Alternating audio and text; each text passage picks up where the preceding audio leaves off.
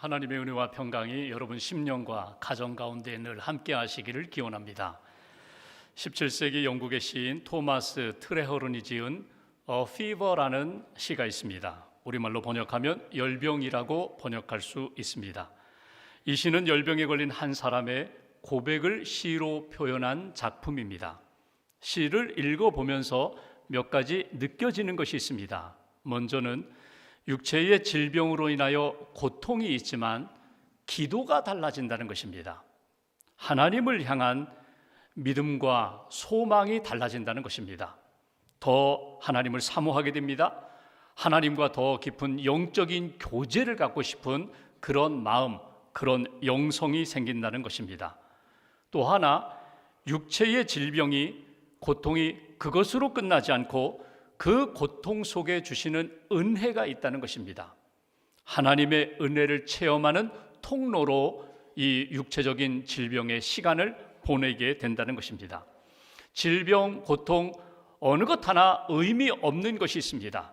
분명히 하나님의 뜻이 있고 하나님의 은혜가 그 속에 담겨 있기에 그 병상의 시간, 오히려 하나님의 은혜를 더 깊이 만날 수 있다는 것입니다. 또 하나를 생각한다면 육체의 한계를 느끼지만 영원한 하나님의 나라에 대한, 하나님이 주시는 은혜에 대한 소망이 달라진다는 것입니다. 땅에 머무는 것이 아니라, 우리의 인간적인 한계 상황에 멈추는 것이 아니라 영원한 하나님의 나라, 영원한 하나님의 세계에 대한 꿈을 꾸는 소망이 달라지는 그것이 병상의 시간이라고.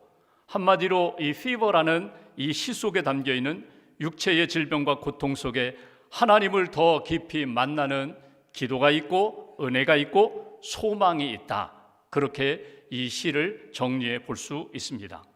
이 시가 처음에 발표되었을 때에 청교도들은 단지 육체적인 질병이 아니라 영적인 열병이 있다, 이렇게 적용하고 해석을 했습니다. 그러니까 살아가면서 육신이 약하여 병들 수 있지만 육신의 질병뿐만 아니라 하나님과의 관계 속에서 영적으로 잘못되고 영적 질서가 무너지면서 우리가 영적인 열병을 앓을 수가 있다고 그렇게 적용했다는 것입니다.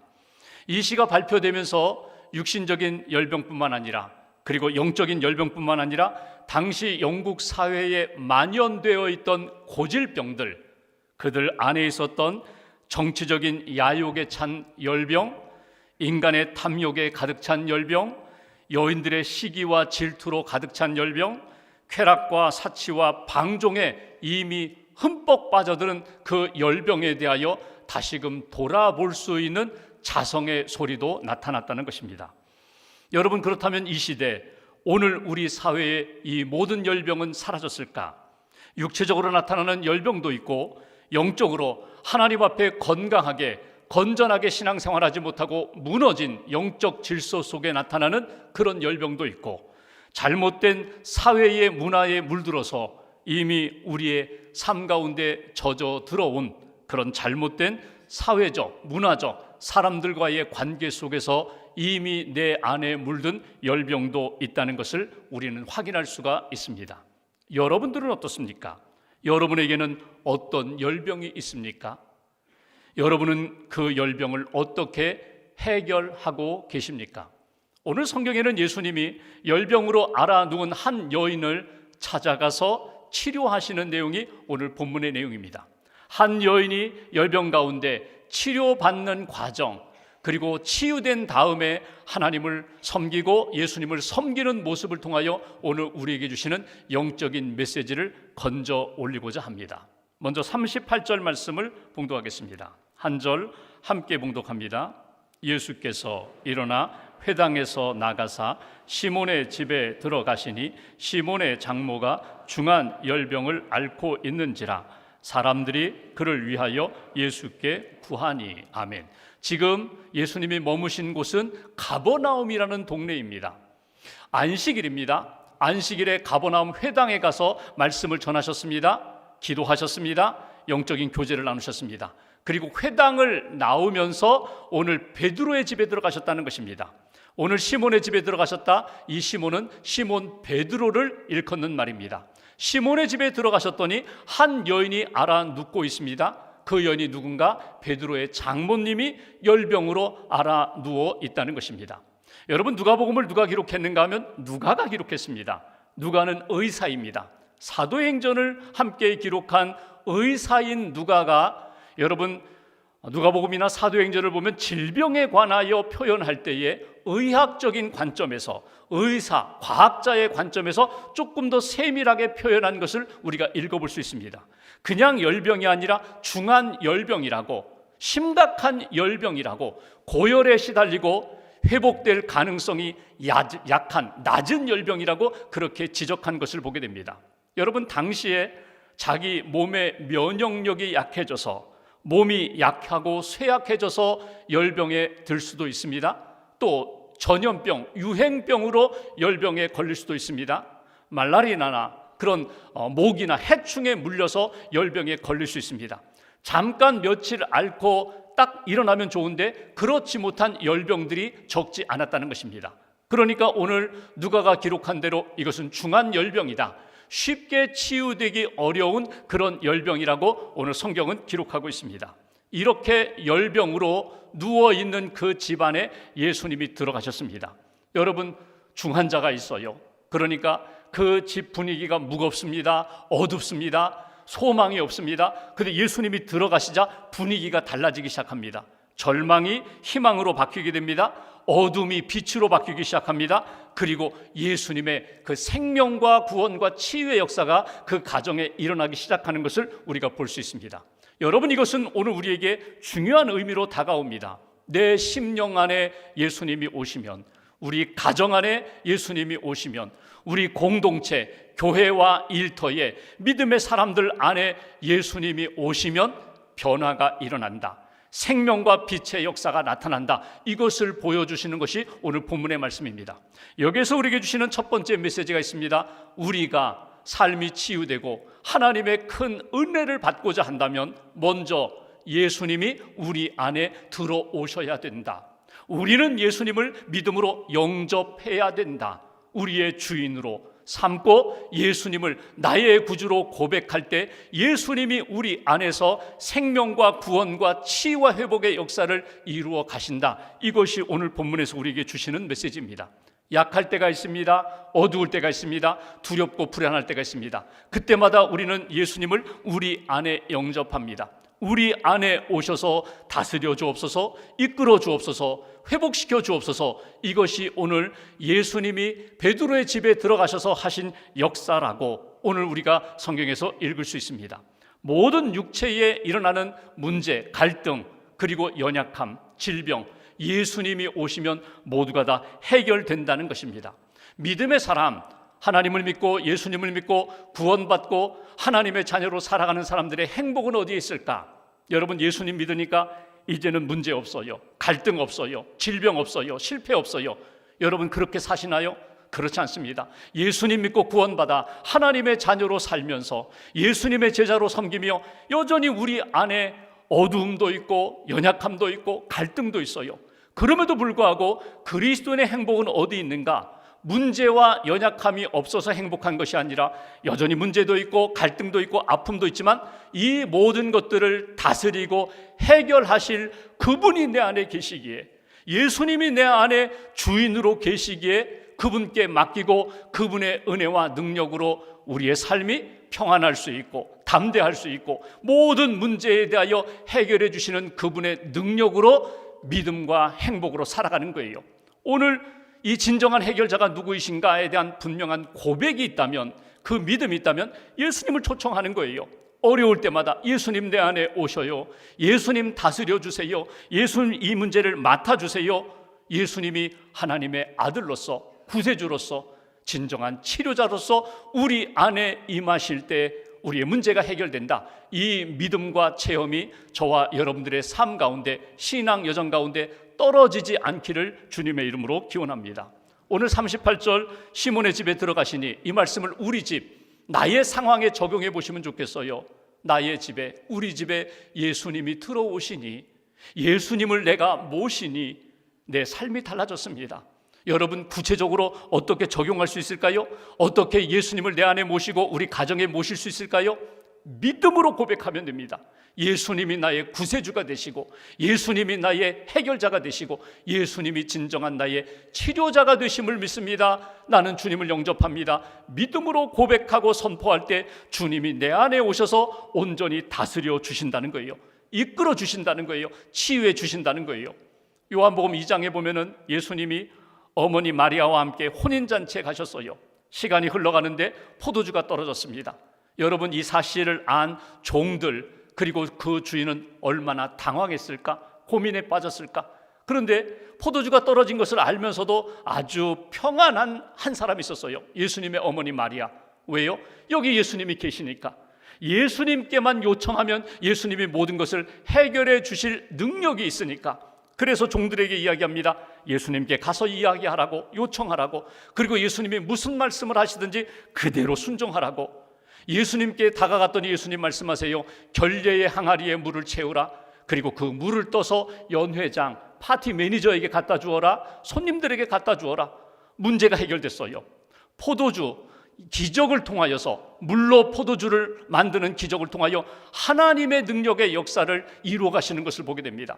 우리 가정에 결핍이 있어요. 연약함이 있어요. 부족함이 있어요. 누구를 찾아가시라고요? 예수님을 찾아가는 거예요. 예수님이 나와 함께 하심을 확인하는 거예요. 주님께 맡기는 거예요. 내 안에 오신 예수님, 우리 가정에 오신 예수님, 예수님 계심으로, 함께 하심으로 담대하고 평안하게, 그리고 믿음의 길을 잘 걸어갈 수 있는 하나님의 사람들 되시기를 주님의 이름으로 기원합니다. 두 번째로 38절 후반부를 보실까요? 제가 봉독합니다. 사람들이, 지금 베드로 집에 몰려든 사람들이 그를 위하여, 베드로 장모를 위하여 예수께 구하니, 기도하는 거예요. 여러분, 이분들의 마음이 어떤 마음일까요? 여러분, 안식일입니다. 안식일에는요, 아무 일 하지 않아요. 기도하고 예배하고 움직이지 않아요. 그런데 지금 병들어 죽어가는, 열병으로 힘들어하는 저 여인을 그냥 방치할 수 없다는 거예요. 나는 아프지 않지만 저 여인의 아픔을 공감하면서 마치 내가 아픈 것처럼 예수님 좀 움직여 주세요. 예수님 좀 치료해 주세요. 예수님 좀 만져주세요. 예수님께 간절히 구했다, 간구했다, 요청했다, 기도했다는 것입니다. 여러분, 이 마음과 이 믿음의 자세가 우리에게 필요해요. 나 하나 건강하면 괜찮지? 아닙니다. 주변에 돌아보니까 영적으로 힘든 사람들이 많아요. 병든 사람들이 많아요. 곤고한 사람들이 많아요. 그들을 품는 사랑의 마음이 필요해요. 그리고 예수님께 간구하는 믿음의 자세가 필요하거든요. 오늘 이 여인들이, 이 사람들이 그 여인을 위하여 예수님께 간절히 구합니다. 그때에 예수님의 능력의 역사가 나타나는 것을 보게 돼요. 두 번째, 오늘 우리의 삶에 하나님의 능력, 예수 그리스도의 치유의 은총을 받기 위해서 우리가 해야 할 일이 무엇일까? 오늘 여기에 있는 사람들처럼 예수님께 믿음으로 구하는, 믿음으로 기도하는, 믿음으로 간구하는 하나님의 사람들이 되어야 합니다. 이것이 오늘 우리에게 주시는 메시지예요. 예수님께 간구하면 예수님이 그 모든 역사를 이루어 가시는 능력의 주님으로 나타나는 것을 우리가 볼 수 있습니다. 여러분, 시간이 지나면서 기도의 삶이 풍성해지는가 하면 어떤 분들은 기도의 삶이 점점 약해지는 분들이 있어요. 여러분이 생각하는 기도는 무엇입니까? 기도에 대한 여러분 나름대로의 정의를 내린다면 여러분은 어떻게 정의를 내리겠어요? 기도는 호흡이야, 영적인 호흡이야, 이렇게도 말씀하십니다. 기도는 하나님을 만날 수 있는 열쇠야, 문을 열어주시는 열쇠야, 이렇게도 표현할 수 있어요. 근데 어떤 분은 기도를 이렇게 표현했어요. 플러그인과 같다. 플러그인이 뭐예요? 가전제품이 있어요. 여기 난방기가 있어요. 그런데 코드가 빠졌어요. 그러면 가동이 되지가 않아요. 제대로 역할을 감당하지 못해요.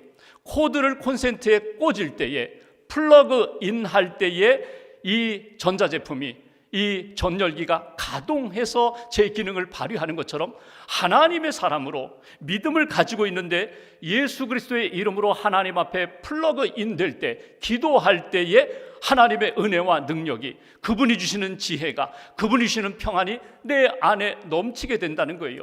이것이 기도예요. 우리가 신앙생활하면서 문제가 많아지고 염려가 많아질 때 자꾸 낙심하게 됩니다. 그런데 여러분, 그때마다 어떻게 하시라고요? 하나님 앞에 기도로 나아가시라는 거예요. 예수님이 요한복음 15장에 이렇게 말씀하십니다. 나는 포도나무요 너희는 가지다. 너희가 내 안에, 내가 너희 안에 서로 연결되어 있으면 너희가 하나님이 주시는 은혜 가운데 열매를 맺게 될 거야. 7절을 보시면 이렇게 말씀합니다. 너희가 내 안에 거하고 내 말이 너희 안에 거하면 무엇이든지 원하는 대로 구하라. 그리하면 이루리라. 기도로 하나님과 연결되며 기도로 예수님의 이름을 붙잡고 하나님 앞에 기도하면, 부르짖으면 하나님이 가장 선한 역사로 열매도 주시고 치유도 주시고 은혜도 부어주신다고. 기도를 놓치지 말라고, 기도를 잃어버리지 말라고, 기도의 줄은 늘 살아있어야 된다고. 이게 하나님의 사람들의 모습이라고. 여러분, 지금 여러분이 안고 있는 문제가 뭐예요? 그 문제에 하나님 앞에 믿음으로 맡기셨어요? 그 문제를 가지고, 그 고민을 가지고, 염려를 가지고 하나님 앞에 나아가셨어요? 잘하고 계신 거예요. 문제가 생길 때마다, 어려움이 생길 때마다 하나님 앞에 기도할 때 하나님이 모든 문제에 대하여 해결자가 되어주시고 회복해 주시는 역사가 우리 안에 있다. 사도 바울이 빌립보서 4장에 우리에게 이렇게 권면합니다. 6절에 아무것도 염려하지 말고 다만 모든 일에 기도와 간구로 너희 구할 것을 감사함으로 아뢰라. 염려가 있어요, 문제가 있어요, 연약함이 생겼어요, 갈등이 생겼어요. 그때에 다만 오직 믿음으로 감사함으로 하나님 앞에 기도하라는 거예요. 플러그인 하라는 거예요. 그러면 하나님이 어떻게 해주신다고요? 7절 말씀 한 절 함께 봉독합니다. 그리하면 모든 지각에 뛰어난 하나님의 평강이 그리스도 예수 안에서 너희 마음과 생각을 지키시리라. 아멘. 하나님의 평강이, 내가 만드는 평안이나 내가 만드는 편안함이 아니라 하나님이 주시는 평강이 너희 마음과 생각을 지키시리라. 너희를 치료하시리라. 너희 가정을 회복시켜 주시리라. 이것이 주님이 주시는 약속의 말씀이에요. 어떤 가정에 집사님, 여자 집사님이 너무나 삶이 힘들었어요. 가정생활이 힘들었어요. 그래서 어느 날 하나님 앞에 이렇게 기도합니다. 하나님, 저 좀 데려가 주세요. 저 좀 데려가 주세요. 빨리 저는 천국 가고 싶어요. 저 좀 데려가 주세요. 예수님이 나타나셨어요. 그래, 또 기도 내가 응답하지 마. 내가 너 데려가마. 그런데 데려가기 전에 몇 가지 내가 부탁할 텐데 들어주겠니? 아이고요, 들어드리죠. 말씀하세요. 야, 이제 너 죽고 나면 장례식 준비할 텐데 사람들이 집안에 올 텐데 집안 청소는 하고 가자. 집안이 좀 이렇게 청소가 안 돼 있으니까 정리 정도는 하자. 쓰레기 버릴 것 버리고 물건 제자리 놓고 깨끗하게 집안 청소하고 나와 함께 가자. 네, 열심히 청소했어요. 예수님이 말씀하십니다. 그래, 잘했다. 정원을 보니까 크지도 않은 정원에 잡초가 무성하구나. 정원 관리 좀 하고 가자. 열심히 잡초 뽑았어요. 꽃이 뿌렸어요. 꽃 사다 심었어요. 아주 아름다운 예쁜 정원을 만들었어요. 그래, 가자. 이제 집안도 청소되고 정원도 깨끗하게 아름답게 단장됐으니 가자. 내 마음에 지금 걸리는 게 있지? 아이들, 어린 자녀들, 엄마 떠나고 나면 힘들 텐데 마지막으로 아이들 마음속에 우리 엄마 참 사랑스러운 엄마, 우리 엄마 참 좋은 엄마, 그래도 그 마음은 심어주고 가야 되잖아. 그래서 아이들 좀 안아주고 기도해주고 맛있는 간식 좀 많이 만들어주고 그리고 떠나자. 아이들 열심히 돌봤어요. 사랑으로 기도하고 사랑으로 안아줬어요. 그리고 떠나려고 하는데 한 사람 더 있잖아. 내 남편, 상처 주고 너를 힘들게 하고 너무 힘들게 했던 그 남편 내가 떠나고 나면 무엇으로 너를 기억할까? 그래도 내 안에는 참 좋은 여자였는데, 사랑이 많은 여자였는데, 뭐 그런 추억을 남기고 가야 되잖아. 그러니 딱 3일만 남편에게 말대꾸 하지 말고 남편 하자는 대로 다 하고 받아주고 이해하고 딱 3일만 남편을 사랑하고 떠나자. 그래서 아내가 결심하고 남편 말대꾸 하지 않고 3일 동안 잘 섬겼어요. 그리고 이제 예수님과 함께 하늘나라로 떠나고자 하는데 이 아내가 이렇게 집안을 둘러보니까 너무너무 좋은 거예요. 집안도 깨끗하고 정원도 아름답고 아이들은 밝은 얼굴로, 남편은 아내에게 미안해가지고 푹 고개 숙이고 있는 그 모습을 보면서 너무너무 좋은 거예요. 너무너무 아름다운 거예요. 그래서 처음으로 이런 생각을 하는 거예요. 야, 우리 집 너무 좋다. 우리 집 너무 좋다. 떠나고 싶지 않다. 떠나고 싶지 않다. 예수님이 그 마음을 아시고 너 떠나고 싶지 않지? 예. 왜 그럴까? 집안이 이렇게 왜 달라졌을까? 분위기가 바뀌었을까? 모르겠는데요. 그때 예수님이 이렇게 말씀하셨다고 합니다. 내가 내 집의 주인 되었기 때문이야. 내가 내 집의 주인 되고 내가 내 말에 순종했기 때문에 이곳이 천국이 되는 거야. 여러분 지금 가정, 여러분의 심령의 위기가 무엇입니까? 아픔이 무엇입니까? 갈등이 무엇입니까? 여러분 그 문제 가지고 하나님 앞에 기도해 보셨습니까? 하나님 앞에 맡겨 보셨습니까? 하나님의 음성을 들어보셨습니까? 하나님이 무엇을 말씀하시는지에 대하여 믿음으로 기도하고 그 음성을 들으면, 그리고 그 말씀에 순종하면 분명히 내가 만들지 못하는 역사를 하나님이 우리 심령과 가정에 만들어 가신다는 거예요. 오늘 주시는 말씀처럼 우리 가정, 우리 인생, 우리 심령, 주님께 기도할 때 주님이 만들어 주시고 치유하시고 회복하시는 역사가 반드시 있다.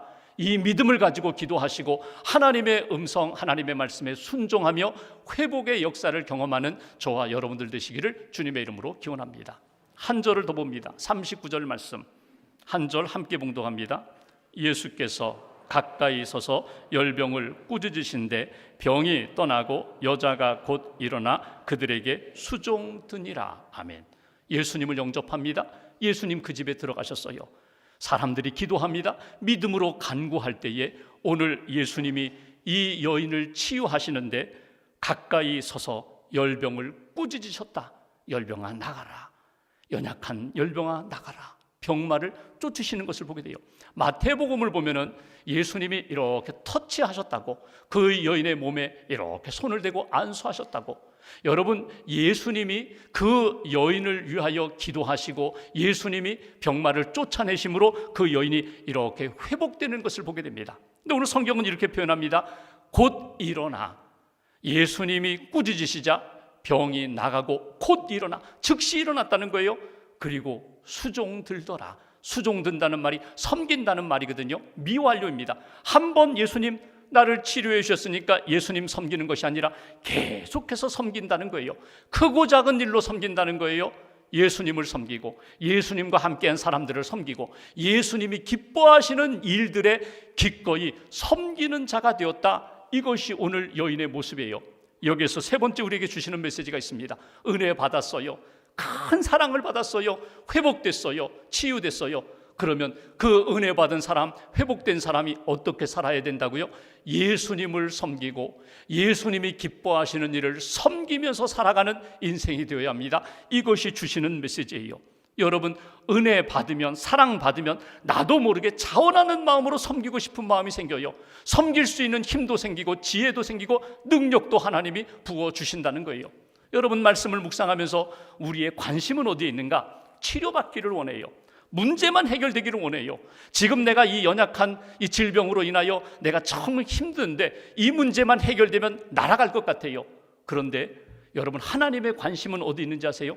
이 문제, 이 질병 자체만 치료받는 것이 아니라 하나님은 우리를 치유하기를 원하신다는 거예요. 우리의 몸만 아니라 우리의 영혼도, 우리의 관계도, 우리의 삶의 모든 것도 하나님 앞에서 온전하게 회복되기를 하나님이 원하신다는 거예요.